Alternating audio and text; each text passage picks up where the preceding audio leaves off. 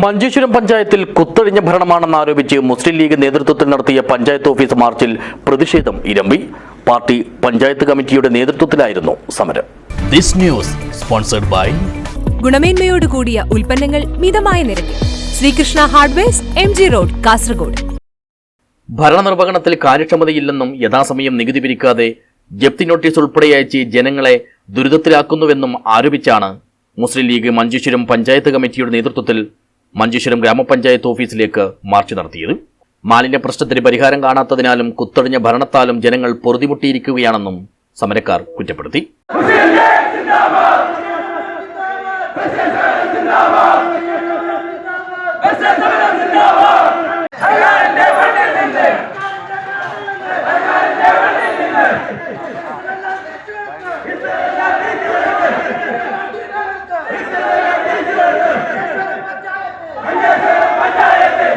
Village office പരിസരം കേന്ദ്രീകരിച്ച് ആരംഭിച്ച മാർച്ച് പഞ്ചായത്ത് ഓഫീസിന് മുന്നിലെത്തിയതോടെ പോലീസ് തടഞ്ഞു. തുടർന്ന് നടത്തിയ പ്രതിഷേധ യോഗം മുസ്ലിം ലീഗ് മഞ്ചേശ്വരം മണ്ഡലം ജനറൽ സെക്രട്ടറി AK ആരിഫ് ഉദ്ഘാടനം ചെയ്തു.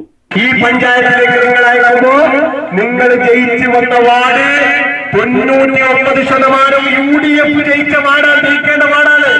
UDF കാരാണ് നിങ്ങളെ ജയിപ്പിച്ചത്, മുസ്ലിം ലീഗുകാരാണ് നിങ്ങളെ ജയിപ്പിച്ചത്. ആ മുസ്ലിം ലീഗുകാരെ നിങ്ങളെ ജയിപ്പിച്ചതിന് ശേഷം ഈ പഞ്ചായത്തിൽ ഞാൻ നേരത്തെ പറഞ്ഞതുപോലെ സകലമായ ആളുകളെയും കൂട്ടി ഈ പ്രസ്ഥാനത്തെയും UDF-നെയും വഞ്ചിച്ചവരാണ് നിങ്ങള്. ആ വഞ്ചിച്ച് ഈ പഞ്ചായത്തിനകത്ത് കയറിയിരുന്നതിന് ശേഷം ധാർഷ്ട്യത്തോടുകൂടി ഞങ്ങൾ 4 വർഷക്കാലം ശ്രമിച്ചു.